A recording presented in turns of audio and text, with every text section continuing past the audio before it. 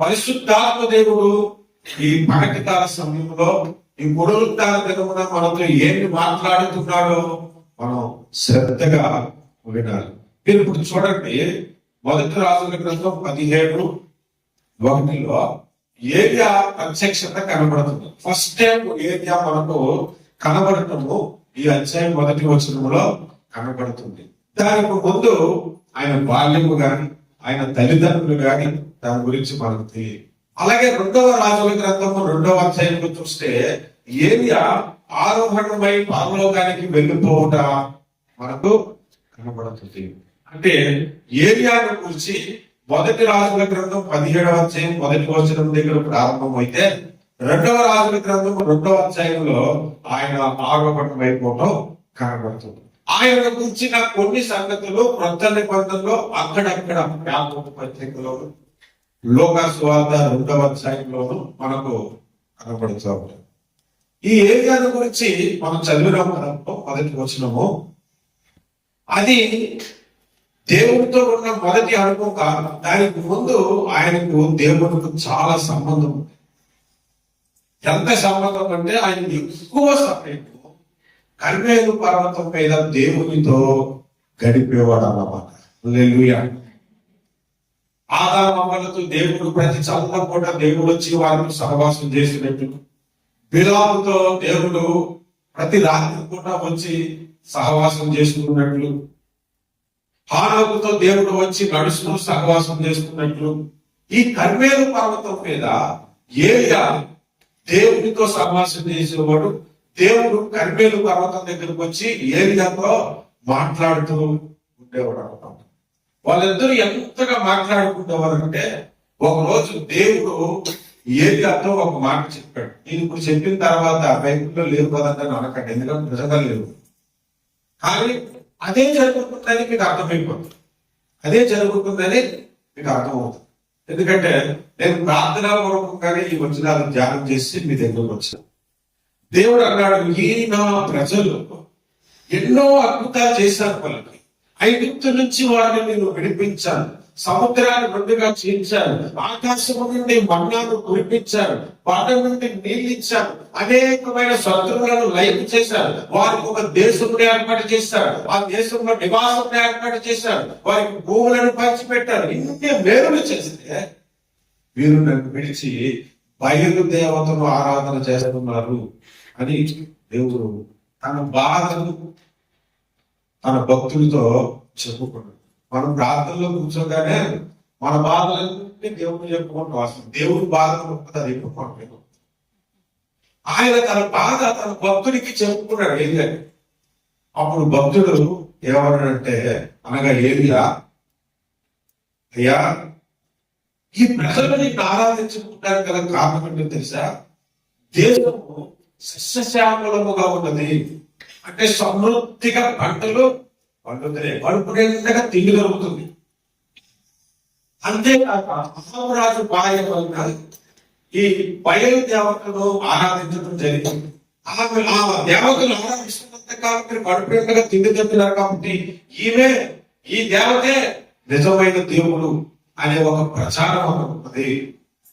వాళ్ళు కడుపు నిండగా తింటున్నది నీ దయని, ఒకవేళ తినకపోయినది నీ దయ లేకపోతే మీరు తినలేరని వారు తెలుసుకోవాలి. అంటే వారికున్న ఆ 2 తలపుల నుంచి విడుదల వారికి కలగలిగితే నువ్వు నాకు పర్మిషన్ ఇస్తే నేను వెళ్ళి వర్షము పడకుండా నేను ఆపేస్తున్నానని చెప్పాడు. ఇదే జరుగుతుందా జరుగుతుందా? అది నేను చెప్తాను. ఎందుకు ఈ మాటలు చెప్తున్నానంటే, అక్షరము చంపును ఆత్మ జీవింపజేయి. అక్షరములో దొరకని సంగతులు పరిశుద్ధాత్మ దేవుడు మనకి బయలుపరుస్తాడు. హల్లెలూయా, హల్లెలూయా. అప్పుడు దేవుడు చాలా సంతోషించాడు. సరే, నా కుమారుడు వెళ్ళి ప్రవచించన్నాడు. తిన్నగా వెళ్ళి అహాబు రాజు దర్బారుకి, రాజు సన్నిధికి వెళ్ళిపోయి ఈ మాట చెప్పాడు. ఇశ్రాయేలు దేవుడైన యెహోవా జీవము తోడు, ఈ సంవత్సరము మంచైనను వర్షమైనను కురవదు, నేను ఎవరి సన్నిధిని నిలబడి ఉన్నాను అని కూడా చెబుతుంది. ఇప్పుడు అహాబు రాజు దగ్గరికి వెళ్ళి ఈ ప్రవచనం చెప్పడానికి 2 కారణాలు ఉంటాయి. రెండు కారణాలు ఉంటాయి. మొదటి కారణం, మనం కొంచెం ఇంగితం ఉపయోగించి, అనగా కామన్ సెన్స్ ఉపయోగించి నేర్చుకోవచ్చు. ఇప్పుడు నేను పబ్లిక్ అవ్వాలి, పేపర్ రావాలి, టీవీలో కనబడాలి అనుకోండి, రోడ్డు మీద ఆటో డ్రైవ్ చేస్తున్నట్టు ఒకటి దెబ్బలైతే పేపర్ వేస్తారు నాకు. అదే సీఎం ఎంపీఓ ఆయన మీద రాయిస్ తీశారు అనుకోండి, అలాంటి వ్యక్తి అంట పాస్టర్ సుదర్శన్ అంట రాయిస్ తీశాడు, అతను నిజమైన క్రైస్తవుడు అంట, క్రైస్తవుడు కాబట్టి తీసేశాడు అని మొత్తం అంతా. నేను రిక్షా వాడితో గొడవ పెట్టుకుంటే అది పేపర్లోనికి రాదు, టీవీలోనికి రాదు, కానీ ఒక పేరున్న వ్యక్తి దగ్గరికి వెళ్తే వస్తుంది. ఇప్పుడు ఏం చేయబడి ఇదే చేసింది. ఆయన ఒకరి దగ్గరికి వెళ్ళి ప్రవచించడానికి ఉద్దేశం అంతా తెలియదు. అదే రాజు దగ్గరికి వెళ్ళి ప్రవచించడంతో యెహోవా వాక్కు, యెహోవా సేవకుడు ప్రవచించినది దేశం అంతటికి తెలిసిపోతుంది. అందుకని చిన్నగా రాజు దర్బార్కి వెళ్ళి అక్కడ ప్రవచించాడు ఫస్ట్. రెండోది, అహాబు రాజు దగ్గరికి వెళ్ళి ప్రవచించడానికి రెండవ కారణం ఏంటంటే, అతని భార్య అయిన యెజబెలే ఈ బయలుదేవతను పూజించేలా చేసినప్పుడు. అందుకే ప్రవచనం ఎక్కడ ప్రకటించాలో కరెక్ట్గా స్పాట్ చూసి అక్కడ ప్రవచించాడు అనమాట. హల్లెలూయా. కొంతమంది ప్రవచిస్తారు, ఎక్కడో తన భార్య దగ్గర ప్రవచించేస్తారు, లేదు తన స్నేహితులు ప్రవచిస్తారు, అది నిజంగా చనిపోయింది అనుకోండి. నేను ముందే చెప్పాను కానీ ఏదో చెప్పాను కదా నీకు అదే అన్నారు. నిజంగా దేవుడు బయటపరిస్తే ఎలా చెప్పాలి? అది పబ్లిక్ గా చెప్పాలి, డైరెక్ట్గా చెప్పాలి. సరే, ఈయన ఆ మాట ప్రవచించాడు. ప్రవచించిన తర్వాత నిజంగానే వర్షము పడలేదు, పంటలు పండలేదు, కరువు ప్రారంభమైంది. కరువు ప్రారంభమైన తర్వాత ప్రవచించడానికి తిండి దొరకలేదు. చాలా ఏ దేవుడు నాయన మీ దేవుడు, నీకే తిండి లేకుండా నీ చేత ప్రవచింప చేశాడని అంటారు. అందుకని దేవుడు ఏం చేశాడు అంటే, నువ్వు కేరీతు వాళ్ళ దగ్గరికి వెళ్ళి అక్కడ దాగి ఉండుము అన్నాడు. దాగి ఉండుము అని ఎందుకన్నాడంటే, నివాసం కూడా అనొచ్చు. దాగి ఉండుము ఎందుకన్నాడంటే, అందరికి తిండి దొరకలేదు, ఒక్కొక్కరికి ఎలా పడుతుంది పాపం, ప్రవచించడం కొట్టేలు వెళ్తుంది. అందుకే నువ్వు పోయి అక్కడ దాగి ఉండుము, నీ కొరకు కాకులను నేను సిద్ధపరిచాను అన్నాడు. కాకుల ద్వారా ఆహారము పంపించాను. అక్కడ వర్షం పడకపోవడం వల్ల ఆ కేరీతు వాగు ఎండిపోయింది. ఆ తర్వాత సాయపెట్టులో ఆమె ఊరిలో ఒక విధవరాలు ఉంది, ఆమె దగ్గరికి వెళ్ళి ఆమె చేత కొద్ది కాలము ఏరియా పోషించబడ్డాడు. అంటే మెయిన్ విషయాలు నీకు నేను ఇప్పుడు చెప్పాను. ఇదంతా చెప్పినంతా బోర్డు. ఇప్పుడు అసలు విషయంలోనికి మనం వెళ్దాం. ఆ మొదటి వచనంలో ఒక మాట మీద మనం దృష్టి పెట్టి మనందరం ఒకసారి చదువుతాం. నాతో పాటు మీరు చదవండి. ఇశ్రాయేలు దేవుడైన ఆ యెహోవా జీవము తోడు, నా మాట ప్రకారము గాక, ఈ సంవత్సరములో మంచైనను వర్షమైనను పడదని ప్రకటించను. దాని ముందు ఇంకొక మాట నేను చేశాను. ఏంటంటే, ఎవరి సన్నిధిలో నేను నిలవబడి ఉన్నానో, ఎవరి సన్నిధిలో నేను నిలవబడి, నా మెసేజ్ లో ఫస్ట్ పాయింట్ మీకు డిక్లేర్ చేస్తున్నాను. అది ఎవరి సన్నిధి? అహాబు రాజు సన్నిధి కదా. ఫిజికల్ గా ఎవరి సన్నిధి? అహాబు రాజు సన్నిధి. మన చూపుకి అది ఎవరి సన్నిధి? ఒక రాజు సన్నిధి. అక్కడికి వెళ్ళిపోయి ఏం చేయబడుతున్నాడు? ఎవరి సన్నిధిని నేను నిలవబడి ఉన్నాను, ఆ యెహోవా జీవముతో. అంటే మనం నేర్చుకోవలసిన ప్రాముఖ్యమైన పాఠం ఏంటంటే, మనుషులందరికీ కనబడేది ఒకటి, దేవుడి దృష్టికి కనబడేది ఇంకోటి. హల్లెలూయా, హల్లెలూయా. మీకు అర్థం అవడానికి ఒక విషయం చెప్తా. సింగపూర్లో మా చర్చ్ బయట బోర్డు ఉంటుంది, తెలుగులో నీవే పెట్టించారు. తెలుగులో ఎవరైనా చదువుకుంటే, తెలుగులో ఎవరైనా అట్లా పిల్లలు మన దగ్గరికి వస్తారు, కింద నా వాట్సాప్ నెంబరు, కాంటాక్ట్ నెంబర్ అన్ని రాసుకుంటారు. ఎవరో ఆయన నెంబర్ చూసి నాకు కాల్ చేశారు. ప్రెసిడెంట్ పాస్టర్ గారు, నేను కొత్తగా వచ్చాను సింగపూర్కి ఉద్యోగానికి, నేను మీ మందిరానికి రావాలనుకుంటున్నాను, కొద్దిగా అడ్రస్ చెప్తే నేను ఆదివారం వస్తానని చెప్తే అడ్రస్ చెప్పాను. ఆదివారం అక్కడ వస్తారు కదా నీకు ఎదురు చూస్తున్నాను. ఇంకా చర్చ్ సర్వీస్ కి ఒక అరగంట ముందే మరలా నాకు కాల్ చేశాను. పాస్టర్ గారు నాతో పాటు నా స్నేహితుడు ఉన్నాడు, మరి అడ్డు అతను కూడా తీసుకురామంటారా అని అడిగాడు. అసలు మేము పరిచయం చెప్తుందా వాళ్ళు వద్దని కదా, ఆయన కూడా తీసుకురామని చెప్పిన తర్వాత చర్చిలో అందరి ముఖాలు నాకు తెలుసు కదా, కొత్తగా ఎవరికి వస్తే వాళ్ళ దగ్గర నాకు అర్థమైపోయింది. ఇద్దరు లోపలికి వచ్చారు. ఒకరి చేతిలో బైబిల్ ఉంది, ఒకరి చేతిలో పాకెట్లు చేసి పెట్టుకొని లోపలికి వచ్చారు. అప్పుడు మీరేమనుకుంటారు? అందులో రక్షణ పొందిన వ్యక్తి ఎవరు, రక్షణ పొందిన వ్యక్తి ఎవరు మీరేమనుకుంటారు? బైబిల్ పట్టుకున్నారు కదా. ఎందుకు తిన్నగా బైబిల్ పట్టుకున్నాయి ప్రెసిడెంట్ బ్రదర్ అని అంటే మీ బ్రదర్ ఈయన అనమాట. రక్షణ పొందింది ఆయన, బైబిల్ పట్టుకుంది ఈయన. అంటే బైబిల్ చర్చ్ వరకు ఆయనే పట్టుకున్నాడంట, వచ్చాడు టచ్ చేసుకోవడానికి నేను ఇచ్చిన పట్టుకుని పట్టుకున్నాడు. ఎందుకు నేను ఈ విషయం చెప్తున్నానంటే మన కంటికి ఆయన ఇద్దరిలో రక్షణ పొందింది ఎవరు మనకు తెలియదు, కానీ దేవుడికి తెలుసు కదా. బైబిల్లో రాయబడి ఉంది యోహాను సువార్త 3వ అధ్యాయంలో ఒకడు రక్షణ పొందితే గాలి ఎటు నుండి వస్తుందో దాని శబ్దము విందుకు కానీ అది ఎటు నుంచి వస్తుందో ఎటు నుంచి పోతుందో నీకు ఎరుగము, రక్షణ పొందిన వాడు కూడా అలాగే ఉన్నాడు అన్నాడు. ఇప్పుడు ఏళ్ళ గురించి మనం ఆలోచన చేస్తే అక్కడ ఉన్న మంత్రికి కానీ రాజుకు కానీ రాజు భటులకు కానీ సైన్యానికి కానీ అక్కడ ఉన్న ప్రజలందరికీ కానీ అది రాజు సన్నిధి, ఏరియాకు మాత్రం అది దేవుని సన్నిధి అయిపోయింది. దేవునికి స్తోత్రం కలుగుతాయి. హల్లెలూయా, హల్లెలూయా.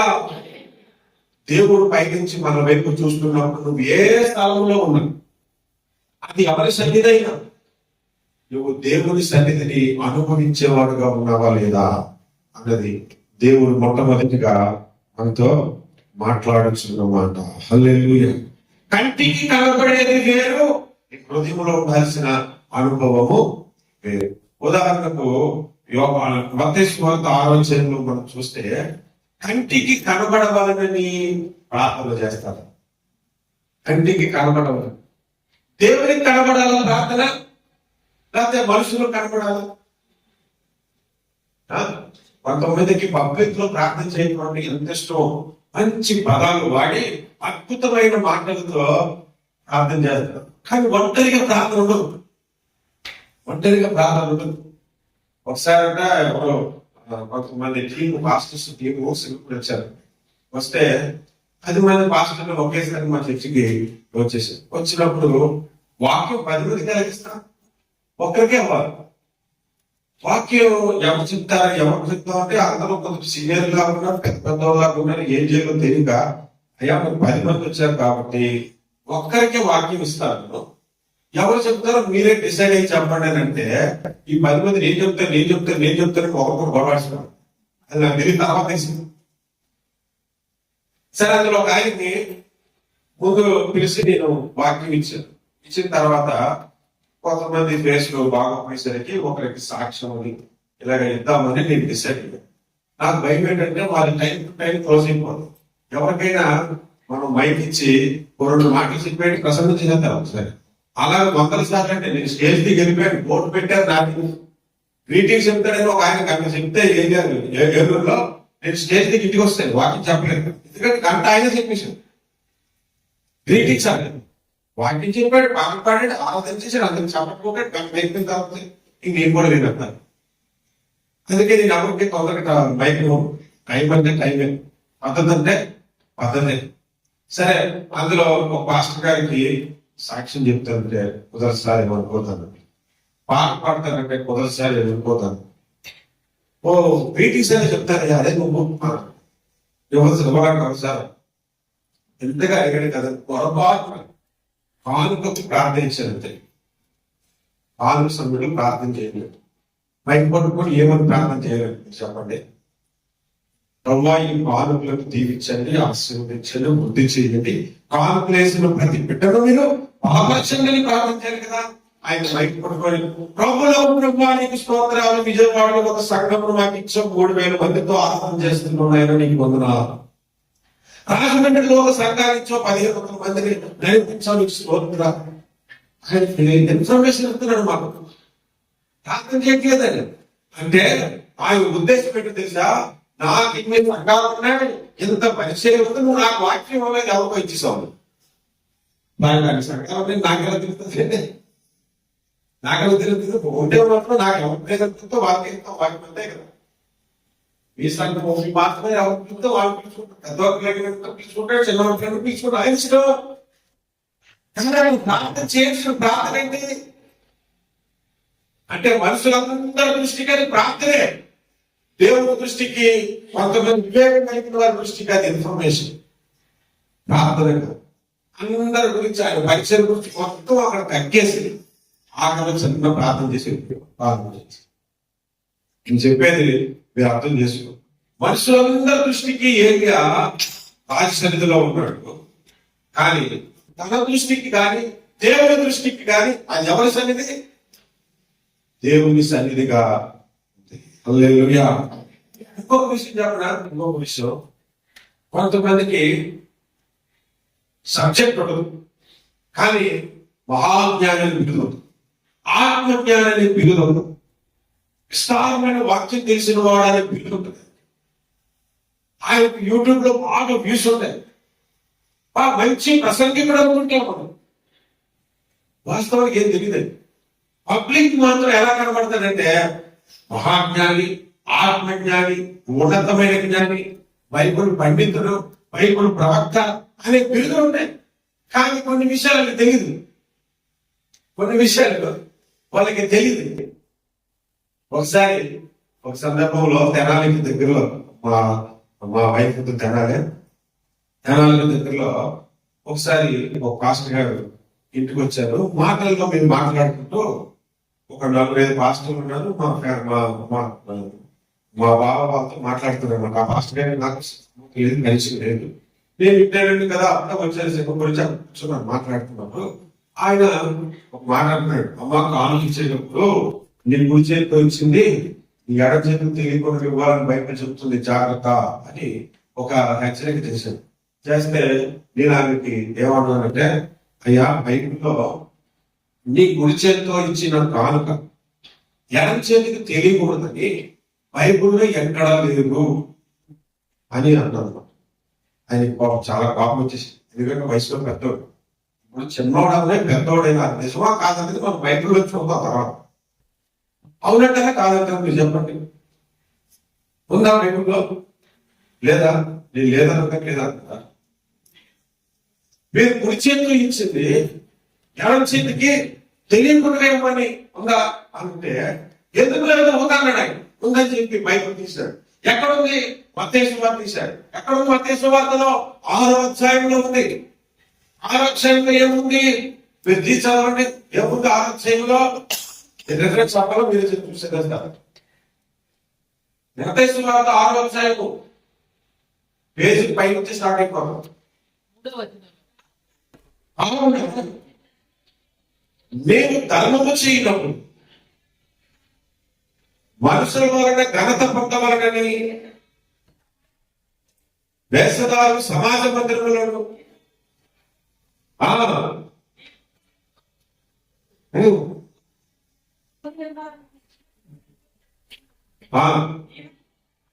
నీవైతే ధర్మము చేయనప్పుడు రహస్యముగా ఉన్న నిమిత్తము నీ కుడి చేయి చేయలేదు.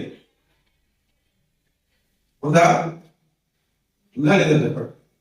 ఉందా అంటే నేనేమంటున్నాను, కాలు గురించి అన్నాను. అదేమని ప్రయత్నింది?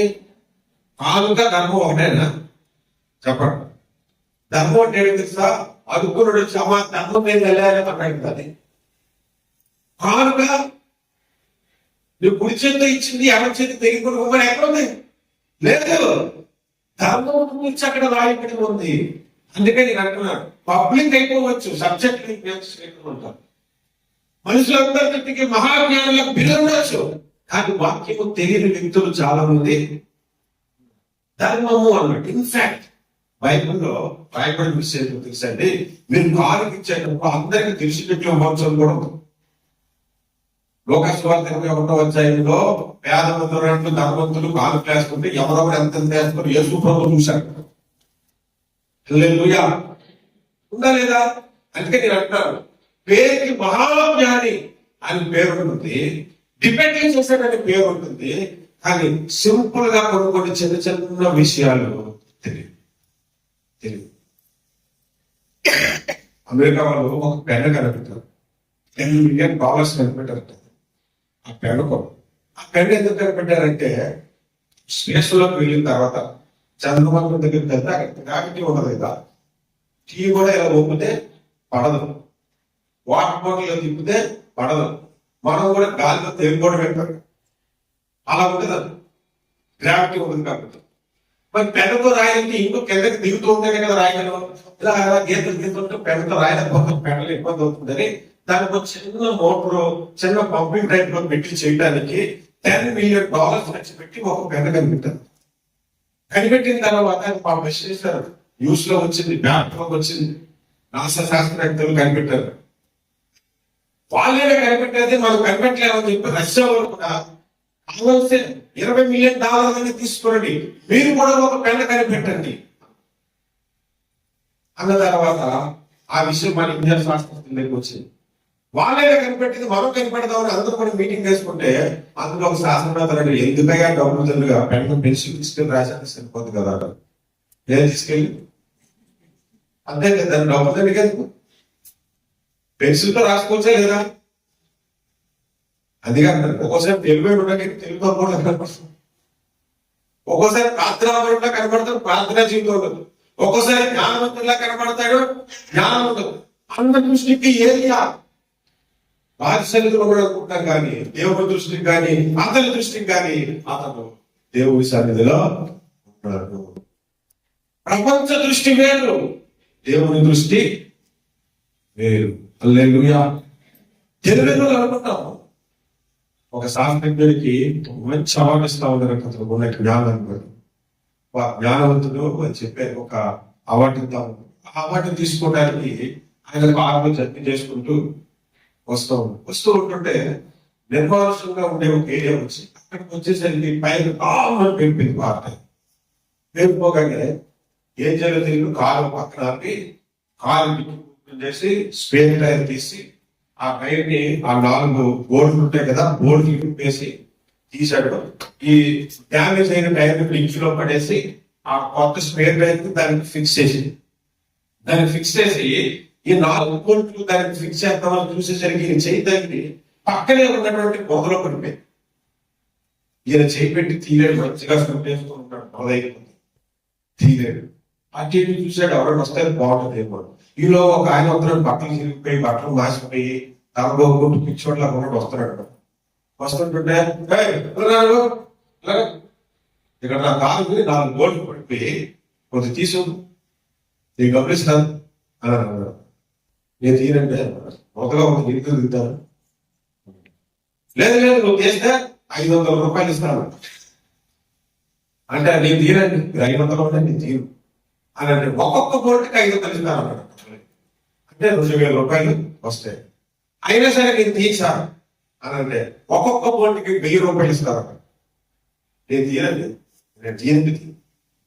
అప్పుడు ఆయన అన్నాడు, ఒక్కొక్క బోర్డుకి $5000 ఇస్తాను, $20,000 క్యాష్ చూపించాడు. చూపించిన మొత్తం అంతా ఎదిగి 4 బోర్డులు తీసి అక్కడ పెట్టాడు. పెట్టిన తర్వాత ఆ 4 బోర్డులు ఆయన క్రియేట్ చేసుకుని దీనికి 20,000 ఇచ్చాడు. ఇచ్చిన తర్వాత అతను అన్నాడు, సార్ 20,000 ఎందుకు ఇచ్చారు సార్, మిగిలిన 3 టైర్లో ఒక్కొక్క బోర్డు తీసి దీనికి వేసుకొని మీరు వెళ్ళిపోవచ్చు కదా, శాస్త్రీయ పొరపాటు కదా. అందుకే బాగా జ్ఞానిగా కనపడతారు వాళ్ళ దగ్గర ఒక్కసారి ఏముంటుందండి సబ్జెక్ట్ ఉండదు. ఈ సబ్జెక్ట్ అంతా నేను ఎందుకు చెప్తున్నానంటే మనుషుల దృష్టికి ఏరియా అహారాజు సన్నిధిలో ఉన్నాడు, దేవుని దృష్టికి అది దేవుని సన్నిధి. మనుషుల దృష్టికి నువ్వు రక్షణ పొందలేని వాడిగా కనపడచ్చు, కానీ రక్షణ పొందిన వాడిగా దేవుని నేను చూస్తాను. మనుషుల దృష్టికి నువ్వు ప్రార్థన పరుడుగా కనపడకపోవచ్చు, కానీ దేవుని దృష్టికి ప్రార్థన పరుడులాగా నువ్వు కనపడాలి. మనుషులకి కనపడవాలని ప్రార్థన చేయొద్దు, మనుషులకు కనపడవాలని జ్ఞానాన్ని అనిపించుకోవద్దు. నీ జ్ఞానం ఏంటో దేవునికి తెలుసు, నీ సత్తా ఏంటో దేవునికి తెలుసు, నీ విశ్వాసం ఏంటో దేవునికి తెలుసు. పబ్లిక్ లో మన షో చేయకు, దేవుడి ముందు కనిపించుకునేలాగా మన భక్తి జీవితాన్ని సరి చేసుకోవాలి. హల్లెలూయా, హల్లెలూయా. ఒకసారి దేవుడు సమయాన్ని చెప్పాడు, నువ్వు పోయి ఇశ్రాయేలు రాజు నేను ఒకటి యెషయా కుమారులు ఎన్నుకున్నాను, వెళ్ళి నీ దైవం పోగులు సిద్ధం చేసి అతను అభిషేకించు అన్నాడు. అనగానే ఈ సమయాన్ని వెలుపెట్టు. ఇంకోగానే ఇంట్లోంచి ఫస్ట్ ఎవరు వచ్చారు? ఏలియా వచ్చాడు. అతను రాజాలలో ఎత్తుగా ఉంటాడు, కళ్ళలు తిరిగి ఉంటాయి. చూడగానే ఇశ్రాయేలు రాజు ఇలాగే ఉంటాడని తిరిగి వస్తే తెలుసుకోవట్లేదు మనిషిని అనేసుకున్నాడు. దైవం తీసేసి దేవుడు అడగటం ఏం లేదు, ఎత్తుకు పోసినట్టు వెళ్ళిపోతాడు. దేవుడు అన్నాడు, మనుషులు లక్ష్య పెట్టి నేను లెక్క పెట్టను, మనుషులు 1000 రూపాయలు చూస్తున్నాను, నేను అంత్యంగా చూస్తాను. హల్లెలూయా, హల్లెలూయా. ఇంకా వచ్చింది అందరూ ఒక కొంతమంది మందిరాలు, ప్రతి మందిరంలో ఉంటాడు. పేరుకేమో దేవుడి మందిరంలో ఉంటాడు, వాడు మనసు ఏమో ఎక్కడో. కొంతమంది ఎక్కడో ఉంటారు, వాడు మనసు ఎక్కడ రాలేకపోయినని వేదన కలిగి ఎవరు దేవుడి సన్నిధిలో ఉన్నట్టు మీరు అర్థమవుతుంది. నేను చెప్తుంది, నాకు బాప్టిస్ట్ ఇచ్చిన పాస్టర్ గారు, నేను రక్షణ పొందిన పెందుకోసం సంఘం మాది, రక్షణ పొందినప్పుడు ఆదివారం ఆరాధనకు వచ్చినప్పుడు పాటలు పాడుకో వర్షిప్ అంతా అయిపోయి వాక్యం చెప్తాయి. మాస్టర్ గారు రెఫరెన్స్ చదివిస్తారంతే. ఒక ఆమె పైకి మూసి చక్కలో పెట్టుకుని వెళ్ళిపోతుంది. పాస్టర్ గారిని చూసి టెన్షన్ వచ్చింది, ఏంటి నేను వాక్యం పంచకుండా వెళ్ళిపోయింది, అందరూ హంబేపి అలా చూస్తారు, వెళ్ళిపోతాను. ఈయన చెప్పిన మాట మీద ఎందుకు వెళ్ళిపోయింది. రెండో వారం పాటలు అయిపోయి, ఆరాధన అయిపోయి, సాక్ష్యం అయిపోయి, పాస్టర్ గారు రిఫరెన్స్ చదివించాడు. తప్పకుండా బయటకు వచ్చాడు. ముషికి లేదు వెళ్ళిపోవడం. పాస్టర్ గారు వాక్యం చెప్తున్నారే కానీ మనసంతా ఆమె చూపించి ఎందుకు వెళ్ళిపోయిందో, దేనికి వెళ్ళిపోయింది, నా ప్రసంగం నచ్చలేదా, నేను నచ్చలేదా ఏంటి. 3వ వారం కూడా ఇదే సంగతి. ఆయన రిఫరెన్స్ చదివించగానే బయట మూసేస్తే వెళ్ళిపోతాం. ఇక పాస్టర్ గారు తట్టుకోలేకపోయింది. సర్వీస్ అయిపోయాడు, ఇంటికి వెళ్ళిపోయాడు. అమ్మా, నువ్వు మొదటి వారం ప్రార్థనకు వచ్చినప్పుడు పాటలప్పుడు ఉన్నావు, సాక్ష్యం అప్పుడు ఉన్నావు, ఆరాధన చేసినప్పుడు ఉన్నావు, బైబిల్ చదివేటప్పుడు వాక్యం యొక్క ప్రారంభం అవుతుందనగా నమ్మకం చూసుకొని ఇంటికి వెళ్ళిపోయాడమ్మా. అదే అండి పాస్టర్ గారు అంటే, ఏమీ లేదు, ఆ రోజు మా ఇంట్లో చిక్కులు అనుకున్నాము, మూత సరిగ్గా పెట్టారో లేదో, పెట్టకుండా మా ఇంటి పక్కన చిక్కులు వచ్చి తినేసింది, అది అప్పుడు గుర్తుకొచ్చిందండి. అంటే మీరు అర్థం చేసుకోండి, ఆ మందిరంలో ఉన్న ఎంతో మనసులో ఇంటి దగ్గర ఉన్న చిక్కులు కానీ కదండి. సరే బాబా, 2వ వారం రాలేదు, 2వ వారం వాక్యం చెప్పినప్పుడే వెళ్ళిపోయావు అని అంటే, సరిగ్గా మీరు వాక్యం స్టార్ట్ చేసినప్పుడు అదే అప్పుడే గుర్తుపోతున్నాయి పాస్టర్ గారు నాకు. అప్పుడే గుర్తుకొచ్చినాకో గ్యాస్ లో ఆమెనే లేదా డౌన్ వచ్చింది, ఒకసారి ఆపత గ్యాస్ అంతా అయిపోయింది. పాస్టర్ గారు అనుకున్నట్టు ఈ బాడీ ప్రెసెంట్ మైండ్ ఆప్షన్ మనిషే ఉంటుంది. ఆలోచన ఇంటి చుట్టూ, గోడ చుట్టూ, స్టవ్ చుట్టూ. చాలా మంది అంతే పేరుకి ఇక్కడ ఉంటారు, ఆలోచనలు ఎక్కడో ఉంటాయి. ఇప్పుడు దేవుడి దృష్టికి వాడు దేవుడి మందిరంలో ఉన్నట్ట లేనట్ట. కొంతమందికి బాబు నిజంగా దేవుడి సన్నిధికి రావడం నాశనం కదండి. ఏ ప్రయత్నంలో స్టక్ అయిపోయి ఆగిపోతారు, రాలేకపోయినందుకు ఎంత వేదన పోతుంటే, నేను అక్కడ ఉన్నా వాడు సర్వీస్ పోయింది అనుకున్నాడు కానీ వాడు నిజంగా దేవుడి సన్నిధిలో ఉన్నట్లే. హల్లెలూయా, హల్లెలూయా.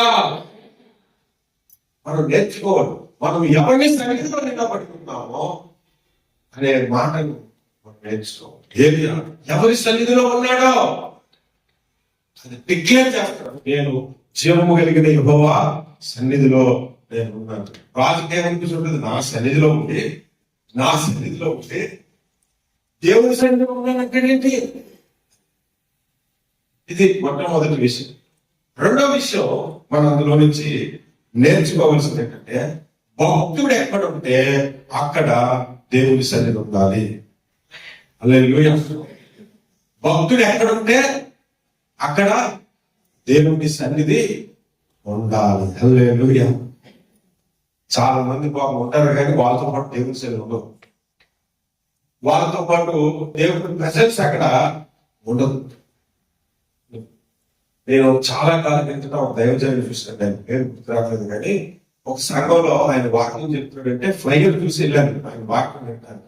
ఆ సంఘానికి నేను వెళ్ళినప్పటి నుంచి చాలా నిరుత్సాహం, ఎందుకంటే పాటలు పాడేటప్పుడు చెప్పడం పడట్లేదు, ఆరాధన చేయట్లేదు, ఎవరు కాదు, బిజినెస్ మాట్లాడుకునే పక్కన మాట్లాడుకుంటూ పాటలు పాడేవాళ్ళు పాడుతూనే ఉన్నారు, అటు ఇటు తిరిగి వస్తున్నారు, గోల్ చేస్తారు వేస్తారు, గోల్ చేస్తారు వేస్తారు, అసలు ఆరాధనలా కనిపించట్లేదు, ఏదో ఫంక్షన్ హాల్కి వచ్చినట్లుగా ఉంది. అలా ఉంటే ఇంకా పాస్టర్ గురించి ఏం వాక్యం చెప్తారు అనుకున్నాడు. సో ఆయనేంటో దేవుని సన్నిధిని తీసుకొచ్చేసినట్టుగా ఆయన ఏ చక్కగా మొత్తం సైలెంట్ అయిపోయింది. ఆయన మాట్లాడుతుంటే అగ్ని కూర్చేసింది. దేవునికి స్తోత్రం. ఒక్కడు ఒక్కడు కూడా మాట్లాడలేదు. దేవుడి వైపు అంతగా ఆకర్షణ చేయక ఆయనతో పాటు దేవుని సన్నిధి కనిపించింది. భక్తులు ఎవరంటే దేవుని సన్నిధి ఉండాలి, దేవుని సన్నిధి ఉండాలి. దేవునికి మహిమ కలుగును గాక. హల్లెలూయా.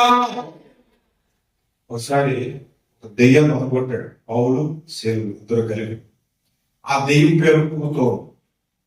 ఆ దెయ్యం పేరు పూతోను. ఈ పూతోను దెయ్యానికి ఒక లక్ష్యం ఏంటంటే, ముందు రోజు ఏం చేద్దాం తెచ్చాను, నేను ఆ దెయ్యం ఒకసారి వాక్యం చెప్తాను. ముందు రోజు మొత్తం ఏ వీధిలోకి వెళ్ళి సోది చెప్పాలి, ఆ వీధిలోకి వెళ్ళి ప్రతి ఒక్కరి డీటెయిల్స్ అన్ని లాక్పడుతుంది అనమాట.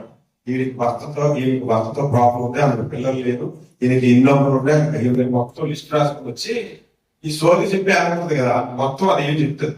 ఈ దెయ్యం అనకంటే కనబడదు కదా, మొత్తం అందరి లిస్ట్ తీసుకొని వెళ్ళిపోయి చెప్తే ఈ సోది చెప్పేది అది వీధిలోకి వెళ్ళి ఇంకా సోది మొదలు పెడుతుంది అనమాట. నీకు పిల్లలు లేదు, 10 నుంచి కరెక్టా కాదా అనుకుంది. చక్కగా చెప్పమంటే నీకు 10 లక్షల తల్లి అది కరెక్టా కాదా అని అవునవును అంత కరెక్ట్గా చెప్పిన, నీ భర్తతో నీకు ప్రాబ్లం ఉంది, నీ భార్యతో నీకు ప్రాబ్లం ఉంది, మొత్తం తెలిసినట్లుగానే చెప్పాడు. చెప్పాడు ఓకే సార్ చేసేస్తుంటే ఆ మొత్తం పట్టుకుని యజమానికి ఇస్తుంటే వాడు బిల్డింగ్ కట్టేస్తాడు. ఆ తెలివి ఎట్లాంటిదంటే ఆ దెయ్యానికి ఉన్న తెలుగుదాన్ని చెప్తాను. పౌలు సేలాగే విడిపోతుంటే సర్వోన్నత దాసులారా అంటుంది. అనగా అనకూడదా చెప్పండి, దైవం అనకూడదు. ఎందుకంటే తెలుసా, అలా పొగిడితే ఆయన బాధపడతాడు. పౌలు పొగడతలకు పడిపోయే వ్యక్తి కాదు. ఎంత పొగుడు ఆయన చెప్పాలనుకున్న వాటిని చెప్తాడు. పొగుడుతుంటే ఒకరోజు పౌరుడికి చిరాకు పుట్టి దాన్ని వదలగొట్టి కానీ యజమానికి లాభం పోయింది.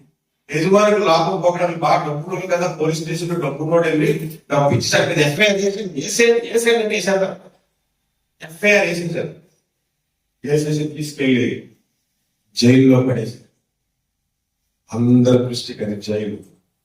ఆ రాత్రి అది దేవుని సన్నిధి. హల్లెలూయా. ఆ రాత్రి అది దేవుని సన్నిధి. పాటలు పాడారు, ప్రార్థనలు చేశారు. దేవుని సన్నిధి అయిపోయింది కాబట్టి, దేవుని ప్రభావం దిగొచ్చింది కాబట్టి జైలు బద్దలైపోయిందంట. భూకంపం వచ్చి హల్లెలూయా. అక్కడ రక్షణ కార్యం జరిగింది, బాప్తిస్మా జరిగిపోయి ఒక ఫ్యామిలీకి దేవుడి సన్నిధానం. ఎవరో ఒక పాట రాశారు, నీకు సెలవిస్తే చెరసాలను దేవుని మందిరముగా మార్చేస్తా. నువ్వెక్కడుంటే అక్కడ దేవుని సన్నిధి ఉండాలి. ఇది దేవుడు మనకు నేర్పిస్తున్నారు. 2వ పాట, నువ్వెక్కడుంటే అక్కడ దేవుని సన్నిధి నీతో పాటు ఉండాలి. దేవునికి మహిమ కలుగును గాక. కొంతమందితో దేవుని సన్నిధి. పిఎం శామ్యూయల్ గారని మంచి దైవ సేవకు పెంతెకోస్తు వ్యవస్థాపకుడు. ఆయన చనిపోయి కూడా 40 years అయ్యింది. ఆయన బ్యాగ్ తగిలించుకొని సువార్త చేసేవాడు. ఆయనకి తెలుగు ఇక్కడ ఆంధ్రాకి వచ్చి నేర్చుకోడు. వాస్తవంగా కేరళ మన ఆంధ్రాకి వచ్చి తెలుగు నేర్చుకొని సువార్త చంపి పెంతెకోస్తు సంఘాలను కట్టాడు. అద్భుతమైన ప్రసంగం అంటాం. నా స్నేహితుడు ఒకసారి చెప్పాడు, విశాఖపట్నం జగదాంబ సెంటర్లో ఆయన ప్రసంగం చేస్తే వ్యక్తి కూడా ఆయన మాటలకి కలగడం ముఖ్యస్వామి. ప్రతి ప్రసంగానికి 10 నుంచి 20 మంది బాప్తిస్మాకి వచ్చేవారు. అంతగా ఆత్మాభిషేకం కలిగిన దైవజనుడు. వీధులంతా సువార్త చెప్పడానికి సైకిల్ మీద వెళ్తుంటే వీళ్ళు చర్చ విశ్వాస వీధి చివరన అప్పుడు నీళ్లు ట్యాంకులతో వచ్చే టాక్టర్లతో లారీలతో వచ్చేవి కదా. ఇప్పుడంటే అందరూ ట్యాప్లు వచ్చాయి, కానీ ఒకప్పుడు అనుకుంటే అయితే ఊరి దగ్గర పోవాలి, లేదంటే చెరువు దగ్గర పోవాలి, లేదా మన దగ్గర ట్యాంకర్ వాటర్ ట్యాంకర్ రావాలి. అక్కడ బిందులు పట్టుకొని నీళ్ళు పట్టుకుంటుంది. అక్కడ చర్చ విశ్వాసం ముందు బిందు పెట్టింది. అక్కడ ఒక అంజనం వచ్చి ఆ బిందులు తాపకపోతే దాన్ని బిందు పెట్టిందట. అంటే ఇంక బిందులు దోసుకున్నారు కదా. మొదట అలా దోసుకునేవాడు. చిన్నప్పుడు నేను చూసుకోవాలి కదా, ఆడడం బయటలు అవుతుంటే ఇప్పుడు మొగలు బయట ఆడడం బాగుంటుంది వచ్చేస్తుంది. దోసుకుంటూ నాకేం దొరుకుతావు, నాకేం దొరుకుతా చుట్టుకోండి. చుట్టూ పట్టుకున్న తర్వాత 2-3 స్టెప్ పెట్టి తీసుకుంటారు. తిరిగిన తర్వాత ఈ ఒకటి ఇంకొకటి కొడితే నన్ను కొడతామని చెప్పి ఓడతావు. మా చిన్నప్పుడు చూసుకోవాలి కొట్టుకుంటాడు. ఇంకా కొట్టుకున్నమాట కొట్టుకుంటే ఇది ఒక అటు నుంచి ఫాస్ట్ గా స్ప్రింగ్ రింగ్ రింగ్ అనుకుని వచ్చేస్తాడు. వచ్చేస్తుంటే విశ్వాసం చూసింది ఏం చేయాలో తెలియదు. ఏం చేయాలో తెలియక అప్పుడు దాకా డ్యాన్స్ డ్యాన్స్ ఏమే అవతల కోపం వచ్చింది, ఏదో కొత్త తీర్చి జరుగుతుందని చెప్పి ఇసుక తీసి మీ ఇంట్లో వాళ్ళ, మీ నాన్న, మీ అక్క, మీ ఇంట్లో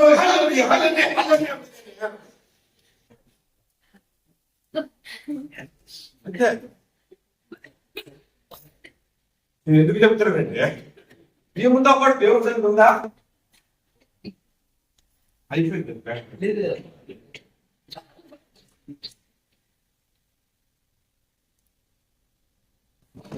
జీవితం పాటు దేవుడి సన్నిధి ఉందా?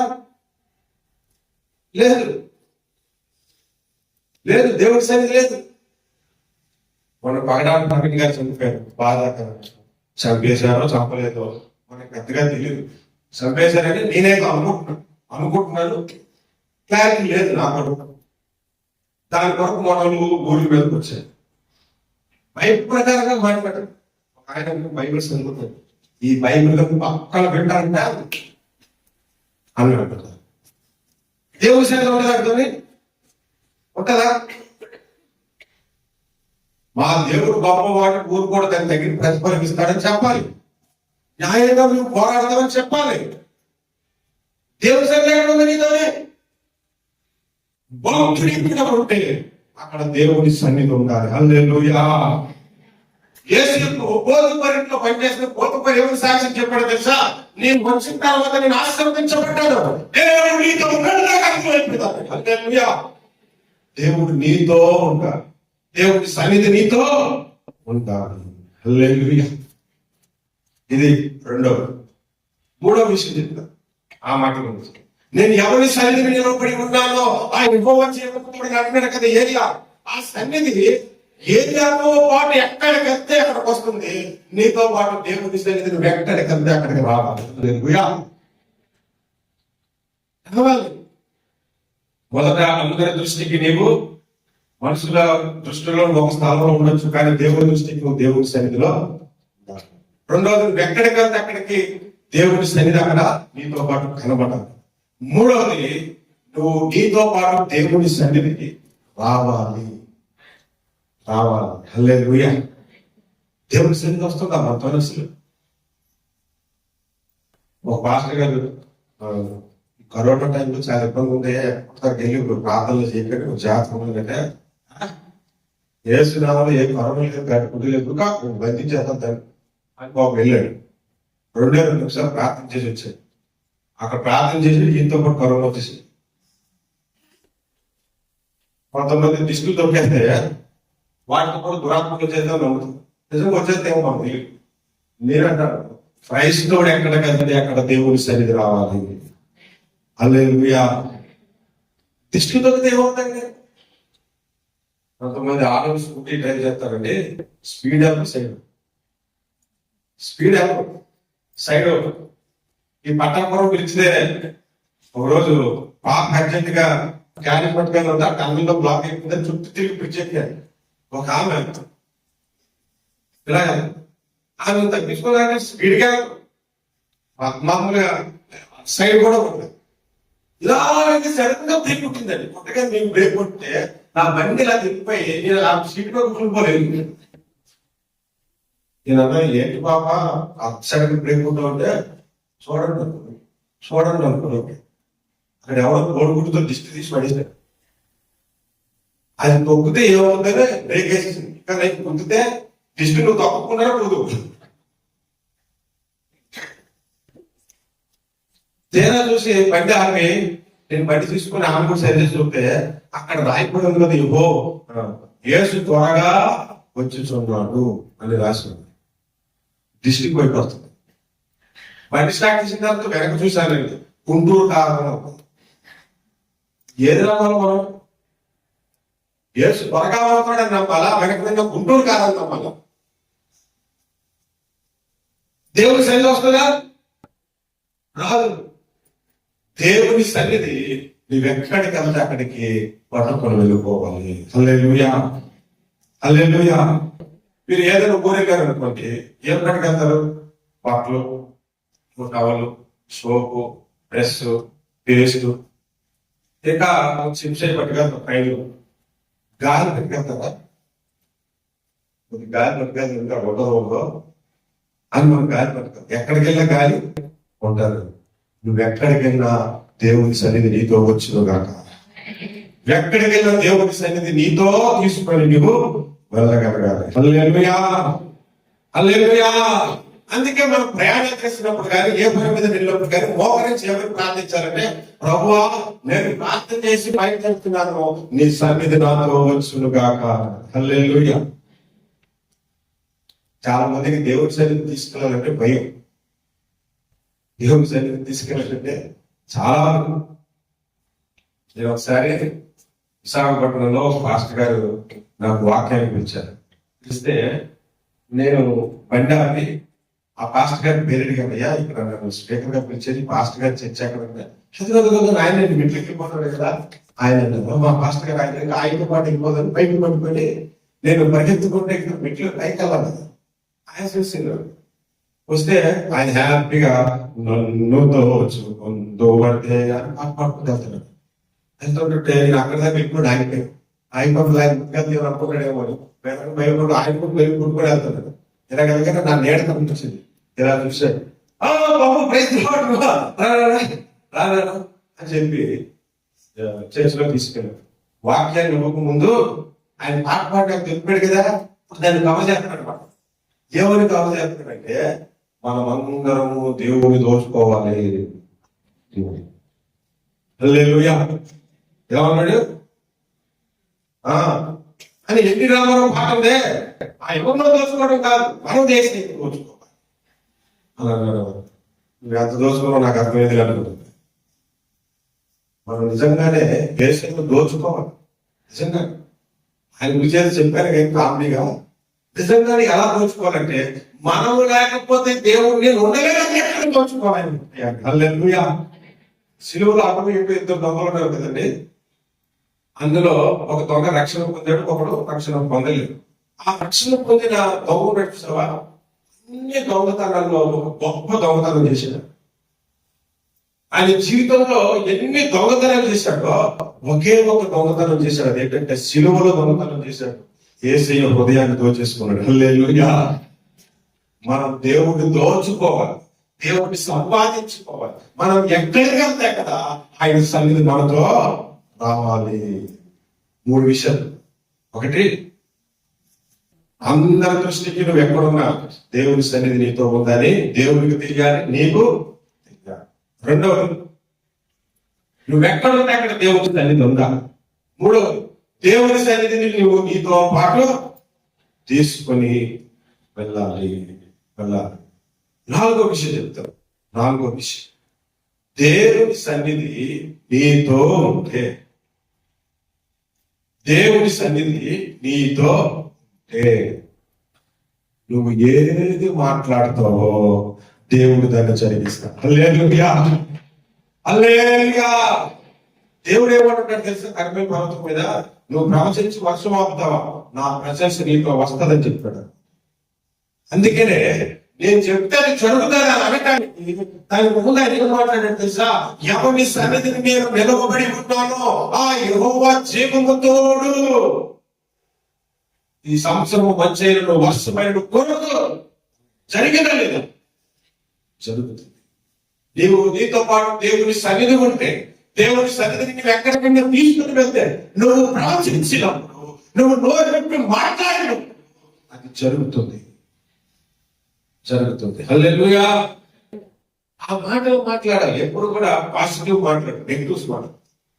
అవుతుందంటవా, జరుగుతుందంటవా.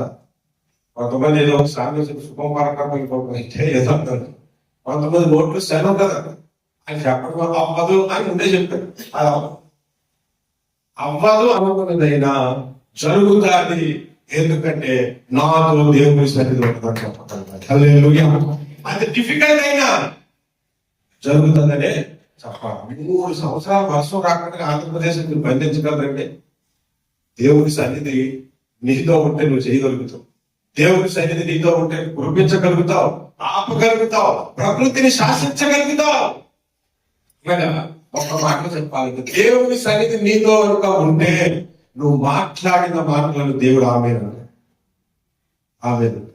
ఒకరోజు యెహెజ్కేలుకి దేవుడు ప్రత్యక్షమై చెప్పాడు, నా పుత్రుడా, ఒక ఎముకలలో తీసుకెళ్ళిపోయినట్టు ఆత్మవశము చేసుకుని ఈ ఎముకలు బ్రతకగలవా? బ్రతకగలవంటే దేవుడు బ్రతికించాడు. నీకు తెలుసుకున్నావా బ్రతికించగలవా? సరే అయితే ప్రవచించు అన్నాడు. ఏమండి ఆయన ఎముకలను ప్రవచించుకున్నాడు. సచివుగా మహాసైన్యం అయిపోవచ్చు.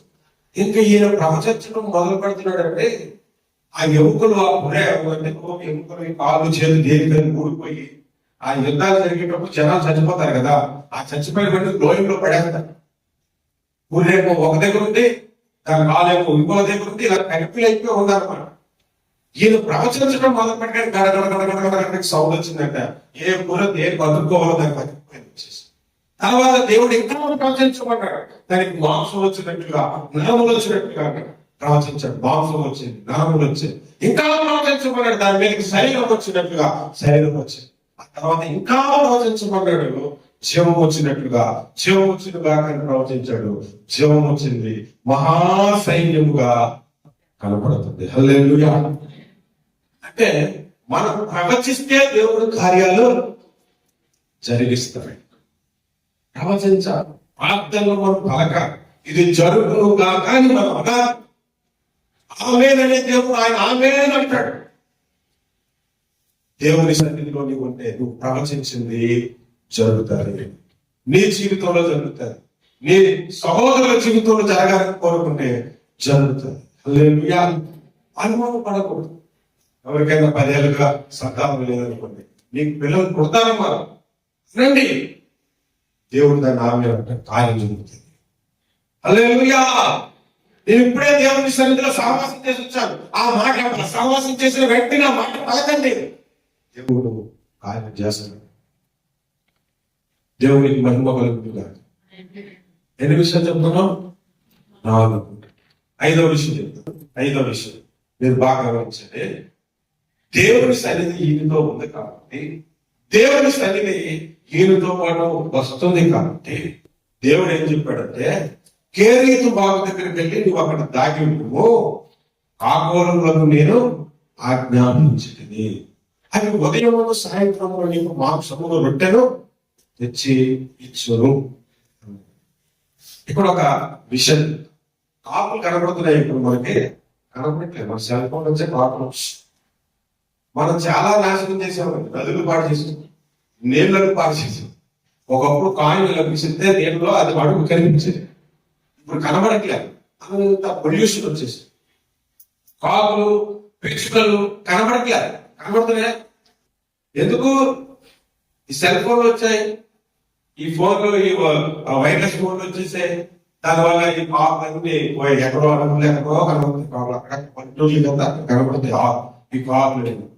ఒకప్పుడు కాకులు ఎక్కడ పడతాయి ఉదయం లేచేవాళ్ళ కాకులు శబ్దం గల్లు.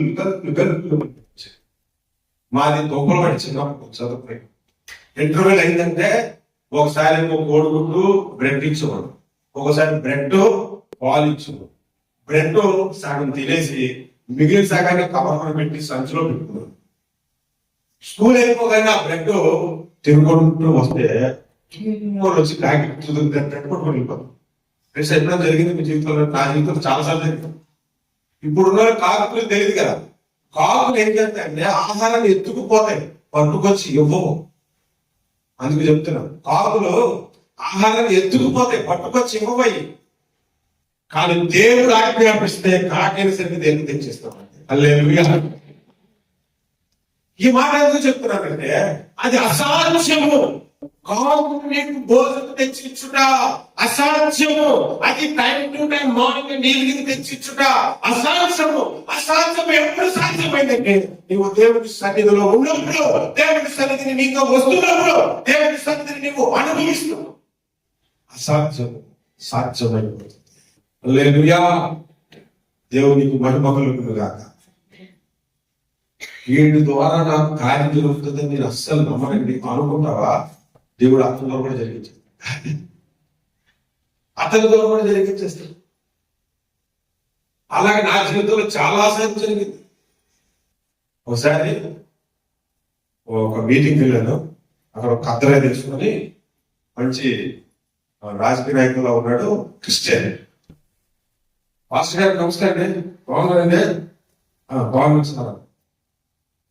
మీరు ఏదైనా డబ్బు విషయం ఎక్కువ కూడా కావాలి, క్రిస్టియన్స్ మీరు ఉన్నారు, నేను సహాయం చేస్తాను అని ఆయన పాకంలో ఒక కవర్ తీసి ఇచ్చాడు. తీసుకుని ప్రార్థన చేసి ఇలా పాకంలో పెట్టాను. నేను ఎవరైనా పాకిస్తే ఇటు ఇట్లా పెట్టుకున్నాను. ఎవరెవరు అందించారో తెలుసుకోవాలి. మళ్ళీ నేను తెలుసుకోకపోతే నేను అందించాను, మళ్ళీ వాళ్ళు ఎప్పుడైనా అడిగినప్పుడు నువ్వు ముగించావని అన్నాను. తెలియడానికి ఎందుకోవడం నాగేతానని ఇటు పెట్టాను. ఇంకొక ఆమె వచ్చింది, పూలు అమ్ముకుంటుందట. వందనాలయ్యా, చిన్న కారుగా పేద తీసుకొని కానిచ్చి ఆ కారు ముందు ఈ కారు లెక్క పెట్టాను. 100 రూపాయలు కావాలి. ఆరు కారు లెక్క పెట్టాను. 2000 రూపాయలు. 2000 రూపాయలు ఆమె ఇస్తుంది అనుకున్నాము. వాళ్ళే తెచ్చిస్తారు. హల్లెలూయా. వాళ్ళే తెచ్చిస్తారు. ఒకసారి ఒక పాస్టర్ గారు ప్రార్థన చేస్తారండి. మన గుత్తికి వెళ్ళాం. ఆనందరాజు గారు మామగారు, ఆయన గుత్తిలో వాక్యం చెప్పాను. ప్రార్థన చేస్తున్నాను, ప్రభువా మా మందిరానికి పేదలను పంపించాడు, ఆయన కూలి పనికి పనిచేసిన వాళ్ళు పంపించాడు అంటే పాస్టర్ గారిని అడిగారు, ఏంటి సార్ మీరు అలా ప్రార్థన చేస్తారు, ఎవరికి ఎంప్లాయీలు పంపించండి, రైల్వే ఎంప్లాయీలు పంపించండి అంటే కొద్దిగా చర్చికి సపోర్ట్ గా ఉంటారు కదా అని అంటే, అయ్యా మీకు తెలుసో లేదో వాళ్ళలో సపోర్ట్ చేసే వాళ్ళు కొంతమంది ఉంటారు, కొంతమంది ఉండకపోవచ్చు. పేదవాళ్ళు అయితే వాళ్ళు దేవుని ఎంతగా ప్రేమించి వాళ్ళ దగ్గర రుణం తెచ్చిస్తారు. అలాంటి వాళ్ళ దగ్గర సేవ చేస్తారు. మనం అనుకుంటాం వీడి వల్ల జరగదని, కానీ దేవుడు అతని ద్వారా జరిగించేస్తాడు. హల్లెలూయా. హల్లెలూయా. ఒకసారి మందిరం కట్టారు. మందిరం కట్టినప్పుడు ఏం జరిగిందంటే, ఆ మందిరం కట్టడానికి ఒక్కొక్కరు 10,000, 20,000, 3,000, 30,000, 50,000, 1,00,000 రూపాయలు ఇచ్చిన వాళ్ళు ఉన్నారు. ఒక ఆయన నేను డబ్బులు ఇవ్వలేదండి, నేను నా కుటుంబం ఇందులో పనిచేస్తామని చెప్పాడు. అది తాపం వేసి మొత్తం చర్చ అందరికి చేశాడంట. ఆయనకు ఒకవేళ జీతం ఇస్తే ఎంత బస్సు వస్తుందని మొత్తం లెక్క పెట్టుకుంటే 80,000 వస్తుందంట. 80,000 ఇచ్చినట్టే కాదు. హల్లెలూయా. నీ వల్ల కానిది దేవుడి ద్వారా జరిగిస్తాడు.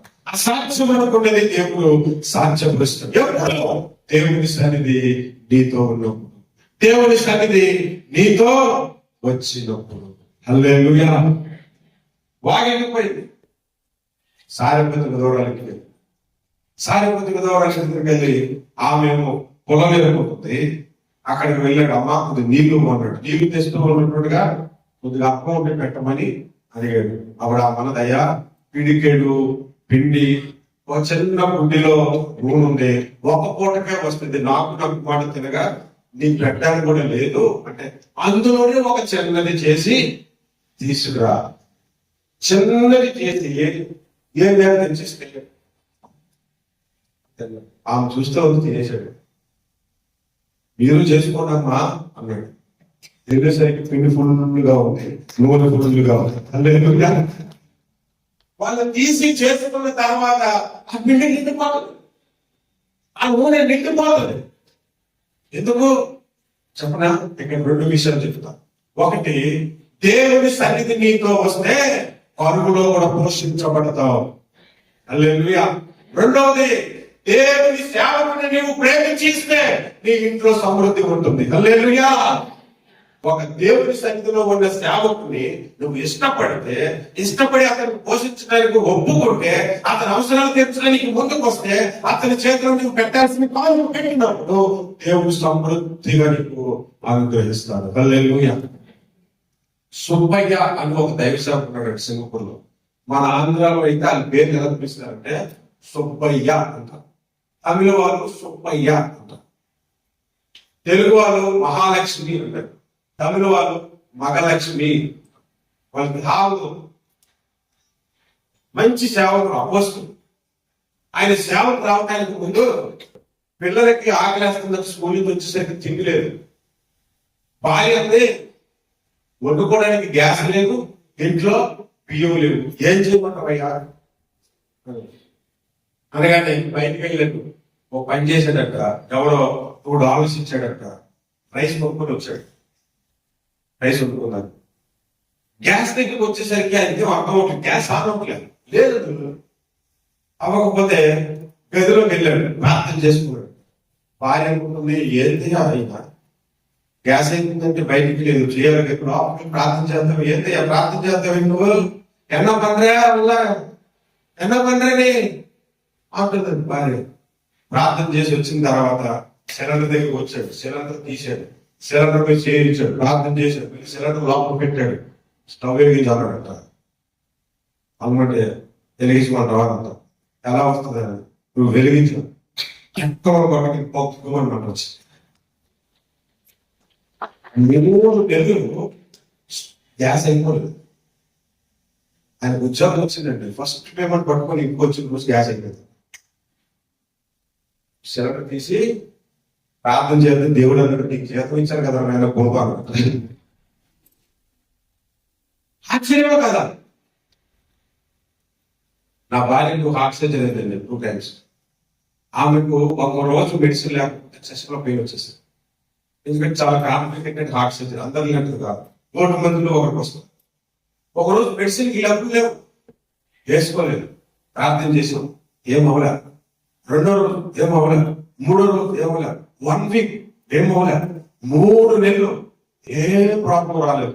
షుగర్ టాబ్లెట్ కొనుక్కోలేదు, ఏమి కొనుక్కోలేదు, నార్మల్ గా ఉంది. దేవుడు ఒక మీటింగ్ పంపించాడు. మీటింగ్కి వెళ్ళాను. 15,000 రూపాయలు కానుక వచ్చింది. ఇక్కడ విజయవాడ సిఎస్ఐ చర్చికి వెళ్ళాను.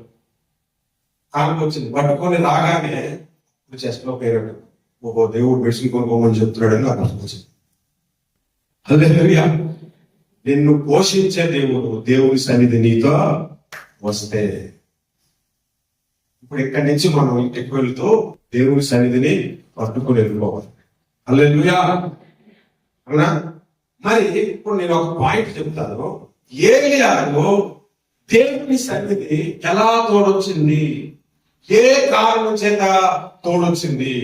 ఏ కారణం చేత ఏలియా ఎక్కడుంటే అక్కడ దేవుని సన్నిధి ఉంది అని అంటే, కర్మేలు పర్వతం మీద ఆయన ప్రార్థన జీవితం. కర్మేలు పర్వతం మీద ఆయన ప్రార్థన జీవితం. మనందరికి అటువంటి ప్రార్థన జీవితం ఉన్నాడు. మోకరించి ప్రభు దగ్గర ఏం మాట్లాడాలి తెలుసా? ఏం మాట్లాడాలి తెలుసా? ప్రభువా, ముందు నేను నీతో ఉండాలి. నువ్వు నన్ను ఇష్టపడతావు, నేను కూడా నేను అంతగా ఇష్టపడాలి. అంతేగాని ఒక పొగ కొనుక్కుంటాడు, ఒక కారు కొనుక్కుంటాడు, ఇవిగా అడగాల్సి. అంతమందికి తెలియదు. పిచ్చి పిచ్చి ప్రార్థనలన్నీ చేసేవాళ్ళు అవుతున్నారు. మీ అందరూ తెలుసు కదా, ఒక ఆమె ప్రార్థన చేస్తే ఇంత రాయంగా పడుకులకి వచ్చింది. ఇలా పొగెత్త ఒక రాయి ఉంటుంటే చాలా కష్టం పొట్టలో. అలాంటి పిచ్చి ప్రార్థనలు వచ్చాయి. ఒకసారి సింగపూర్ జాబ్ చేస్తా ఉన్నాను, రిపోర్ట్ చేస్తా ఉన్నాను. నాకున్న ప్రాబ్లం ఏంటంటే ఏదైనా సరే మర్చిపోతాను ఇమీడియట్గా. ఈమె ఫోన్ చేస్తాను. ఒక ఈ వాట్సాప్ వచ్చాక ఈ దేశంలో ఆ దేశంలో ఎవరికైనా ఫోన్ చేసి వచ్చి డైరెక్ట్ ఫోన్ చేయకపోతే కట్ చేసి నేను రిపోర్ట్ చేసుకుంటాను. ఎందుకంటే మర్చిపోతాను, నా భయం. ఇంక కంటిన్యూగా ఫోన్ చేస్తే ఇంకా లాభం లేదని చెప్పి ఆ రిపోర్ట్ సేవ్ చేసుకుని ఈమె ఫోన్ ఆన్సర్ చేసి ఆఫీస్ నుంచి బయటకు వస్తే, హలో అంటే, అయ్యగారంటే నేను వెస్ట్ గోదావరి నుంచి మాట్లాడుతున్నాను అయ్యగారంటే, మాట్లాడచ్చండి అంతే. మాట్లాడమ్మా ఏంటారంటే, ఒక ప్రార్థన అండి, మా నాన్నగారి బర్త్డే, మీరు ప్రార్థన చేయండి. సరే అమ్మా అని చెప్పి ప్రార్థన చేశాను. ప్రార్థన చేసేటప్పుడు వాళ్ళ నాన్నగారిని దీవించండి అంటే ఆమె ఆమెనండి, ఆశీర్వదించండి అంటే ఆమెనండి, దీర్ఘాయుష చేత తృప్తిపరచండి అంటే ఆమెనండి, మంచి ఆరోగ్యం ఇవ్వండి అంటే ఆమెనండి. ఆ నాన్నగారిని ఎన్ని విధాలుగా దీవించాలి అన్ని విధాలుగా దీవించి ప్రార్థన చేస్తే ఆమెనండి. అయిపోయిన తర్వాత నేను ఆమె అన్నాను, మీ నాన్నగారికి నా విషయం చెప్పమంటే నాన్నగారు చనిపోయారు 2 ఏళ్ళు అయిపోయిందండి. మరి ఆ నాన్నగారు బర్త్డే పే చేయించామంటే ప్రతి సంవత్సరం ఆయన బర్త్డే జ్ఞాపకం చేసుకుని ఎవరో ఒకరి చేత పే చేపిస్తారండి. ఈసారి యూట్యూబ్ లో మీరు చూసి మీ చేత చేయించాలనుకున్నారు అన్నమాట. ఓహో ఈ సంవత్సరం బక్రకాండ నేనమ్మా. ఇప్పుడు ఆమెకి దీర్ఘాయుషం అంటే ఆరోగ్యం ఉంటే ఆమె ఆయన ఇంకా ఆరోగ్యం అంటే దీర్ఘాయుషం అంటే ప్రభు నమ్ముకుంటే ప్రభుత్వం పేర్కొంటాడు. ఏదో ప్రార్థనలో ఇంకా నేను ఇండియాలో ఉంటే సమర్థ తీసుకెళ్ళి చేతులకి ప్రార్థన చేయించుకుంటుంది. ఏం ప్రార్థన చేస్తున్నాం మనం? సంఘం కొరకు ప్రార్థన చేయాలి, ఆత్మల రక్షణ కొరకు ప్రార్థన చేయాలి, రాష్ట్రాలు దేశాలు బాగుపడాలని ప్రార్థన చేయాలి. మీ ప్రార్థనలో ఒక రాష్ట్రాన్ని దత్తత తీసుకోండి, ఒక గ్రామాన్ని దత్తత తీసుకోండి, దేవుడి చిత్తానుసారంగా ప్రార్థన చేయడం మొదలండి. మీరు ప్రార్థన చేసేటప్పుడు దేవుడికి ఏమనిపించాలంటే నా గుండెలో ఉన్న వేదన ఇతని గుండెలో ఉంది, నా మనసులో ఉన్న ఆ ఆవేదన ఇతనిలో ఉంది, ఈ మీద ఉంది, ఆ ప్రార్థన ఇక్కడ చేస్తున్నాడు కాబట్టి అతను విడవకుండా నేను వెళ్ళిపోవాలని దేవుడు నీతో పాటు చేయాలి. గుంటూరులో ఏంటంటే దగ్గర ఒక అపార్ట్మెంట్ ఉంది. ఒక సందర్భంగా మాట్లాడుకుంటే చెప్తున్నారు, 3 నెలల కిందట వచ్చాడు బాబు, ఆ ఎదురింటిలో దిగాడు. 3 నెలల తర్వాత వెళ్ళిపోయాడు, ఆ ఎదురు దాంట్లో వెళ్ళిపోయాడు. 3 నెలలకి ఆ గుండెని దోచేసాడు. 20 ఏళ్ళగా దేవుడి సన్నిధికి వస్తున్నాం, దేవుడు గుండెని దోచుకోలేక 30 ఏళ్ళగా వస్తున్నాం, దేవుడిని మనతో పాటు తీసుకెళ్ళాక. దేవుడు మనతో ఈ పగటికాల సమయంలో మాట్లాడుతున్నామట, నీతో పాటు దేవుడి సన్నిధి రావాలి. హల్లెలూయా. అది ఇష్టపడి అడగాలి, ప్రభా నీ సన్నిధి నాకు కావాలి. దాన్ని దేవుని ప్రార్థన చేశాడు, నీ సన్నిధిలో ఒక వరము అడుగుతున్నాడు. ఏంటది? చిరకాలము నేను యెహోవా మందిరములో నివసించబోచున్నాను. చిరకాలము మీరు ఎంతగా దేవుని సన్నిధిని ప్రేమిస్తారు అంతగా దీవించబడతారండి. హల్లెలూయా. మీరు దేవుని ప్రేమించేది మందిరం దగ్గర తెలుసుకోవాలి. మందిరం దగ్గర ఒక మాట చెప్పి నేను ముగించేస్తాను. నేను ఒక మందిరంలో వాక్యాన్ని పిలిచాను. ఫుల్గా ఎండాక చెమటలు కాలిపోతాను. ఆయన స్టేజ్ మీద కూర్చోబెట్టారు. అయినా సీలింగ్ పెట్టి చూస్తే అందరికీ ఫ్యాన్లు ఉన్నాయి, నా మీద లేదు. అంటే ముందే ఆన్ చేసేది, అందరికీ ఫ్యాన్లు ఉన్నాయి, నా దగ్గర ఫ్యాన్ ఆన్ చేయలేదు ఏంటండి. అక్కడ ఉన్న కొంతమంది ముందు కూర్చున్న వాళ్ళకి మూలగా ఐకాంట్తో మాట్లాడించదా నేను చూసి చెప్పాడు అర్థమండి. కానీ వాళ్ళు నాకు చూసి అని అవుతుంది, నీకు అర్థం అవ్వదులే అనుకున్నా. ఆ పక్కన వాయిద్యాలు వాడుతున్నాడు చూసేది అన్నాం. వాళ్ళకి అర్థమైంది, వాళ్ళు నాకు చూపుతారు, ఫ్యామిలీ చూపుతారు, నవ్వుకుంటున్నాడు. ఇటువైపు కొంతమంది పాటలు పాడే వాళ్ళు ఉన్నారు, వాళ్ళకి చూసేస్తారు. ఆ వెంటనే కొంతమంది నిలుస్తున్నారు, వాళ్ళకి చూసి అన్నారు. ఈలో పాస్టర్ గారు వచ్చి ఆ ఫ్యాన్ అయితే ఉండలేదండి, నేను ఫ్యాన్ వేయలేకపోతే ఉండలేదు, వాక్యం చెప్తున్నాను ఫ్యాన్ వేయలేదు. ఇంకా నేను మొదలు పెట్టానంటే ఆ ఫ్యాన్ ప్రసంగం చేసింది.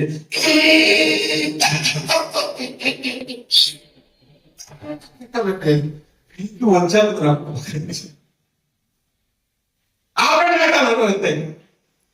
ఆపేశారు. ఆపేసిన తర్వాత సంగతి ఇంటికి తీసుకెళ్ళారు భోజనానికి. ఆయన అంటాడు, సార్ ఈ చైన్ వాక్ చైన్ అండి 35 వేలు పెట్టి పోదాం, కూర్చొని కూర్చొని కూర్చొని ఆశీర్వాదం కూర్చుంటే అది గాలి బెడ్ చూపించాడు, టీవీ చూపించాడు, 71 టీవీ అని. ఉన్నాయి కదా చెట్లు ఫ్యాన్ కావచ్చు కదా మనం అనొచ్చలేదా. అది మొహం పెట్టేశాడు. మన ఇంట్లో ఏదైనా వస్తువు ఉందంటే మన చర్చలో లేకపోతే అది వచ్చేయాలి. దేవుడికి స్తోత్రం. అంతగా దేవుని సన్నిధిని ప్రేమించాలి, దేవుని మందిరాన్ని ప్రేమించాలి, ఆయన సహవాసాన్ని ప్రేమించాలి. అప్పుడు నీ నోటికి శక్తి ఉంటుంది, నీ జీవితంలో అద్భుతాలు జరుగుతాయి. కరువులో కూడా నువ్వు నెమ్మది కలిగి ఉన్నావు, పోషించబడ్డావు, అనేకులకు ఏలియాగా ఆశీర్వాదకరంగా మారిపోతావు. హల్లెలూయా. ఆ అనుభవం నీకు రావాలి అంటే కర్మేలు పర్వత అనుభవం నీకు రావాలి, ప్రార్థన జీవితం నీకు కావాలి, దేవునితో నీవు గడపాలని దేవుడు మాట్లాడుతున్నాడు. అందరం కూడా ప్రార్థన చేసుకున్నాం, లేచి నిల్చునండి, ప్రార్థన చేసుకున్నాం. ప్రభువుని అడుగుదాం, ప్రభువా నీ సన్నిధి నాతో పాటు రావాలి, నీ సన్నిధి నాతో పాటు రావాలి, నీ సన్నిధి నాకు కావాలి, నీ సహవాసం నాకు. ఎన్నిసార్లు అడుగుతారో అన్నిసార్లు అడుగుతారు, ఎన్నిసార్లు ఈ మాట చెప్పగలుగుతారో అన్నిసార్లు. నా పిల్లల కొరకు ప్రార్థన చేశాను ఆయన, నా భర్త కొరకు ప్రార్థన చేశాను ఆయన, ఇల్లు కొరకు ప్రార్థన చేశాను, ఎన్నో ప్రార్థనలు చేశాను. కానీ ఈ రోజు నీ సహవాసం నాకు కావాలి, నీ సన్నిధి నాకు కావాలి, నీ ప్రశంస నాకు కావాలి, నేను ఎక్కడుంటే అక్కడ నీ సన్నిధి నాతో ఉండాలి, నీ సన్నిధి నాతో పాటు రావాలి అని ప్రార్థించి అడగండి. హృదయపూర్వకంగా మొక్కుబడి ప్రార్థనగా హృదయపూర్వకంగా I want your presence God, I want your presence. నేను ఎక్కడికంటే ఈ సన్నిధి నాకు, ఈ సన్నిధి దేవుడు మీ జీవితాల్లో కార్యం చేస్తాడు. దేవుని సన్నిధి మీతో ఉంటే, దేవుని సన్నిధి మీతో వస్తే ఓ దేవా వందనాలు.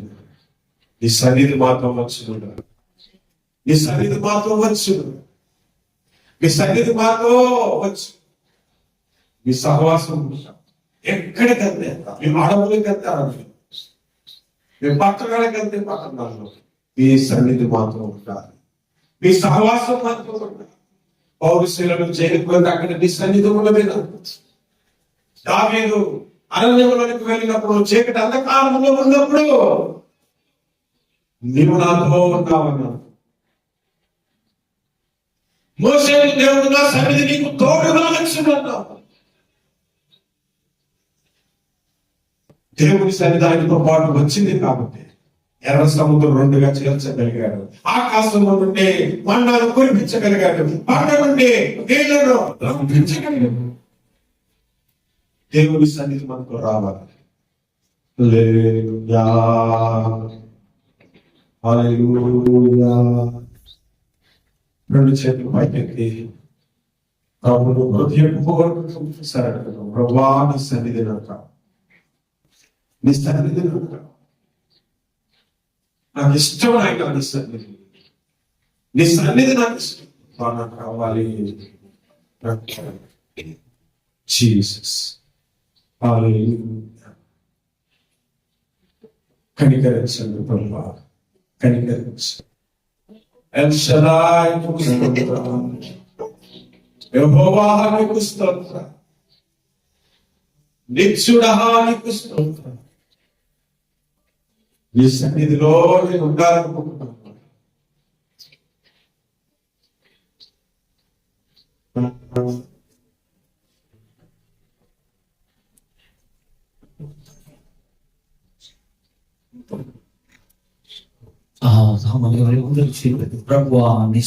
Yes, Lord, make me a carrier of our presence, God. ప్రభువా నీ సన్నిధిని మోసేటువంటి వాళ్ళని చేయనన్నాడు. అందరూ చేతులు ఆకాశం వైపెత్తి ప్రభువా నీ సన్నిధిని మోసేవారుగా, నీ సన్నిధిని మోసేవారుగా నన్ను చేయనన్నా, నీ సన్నిధిని మోసేవారుగా నన్ను చేయనన్నా, నీ సన్నిధిని మోసేవారుగా నన్ను చేయని. I want everybody to open your voices. Lord,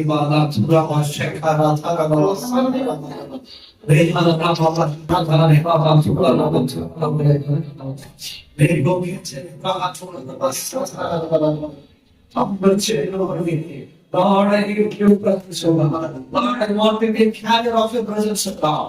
Lord, this is the most important. Please subscribe to our channel, press the notification button and like our videos. Thank you for watching.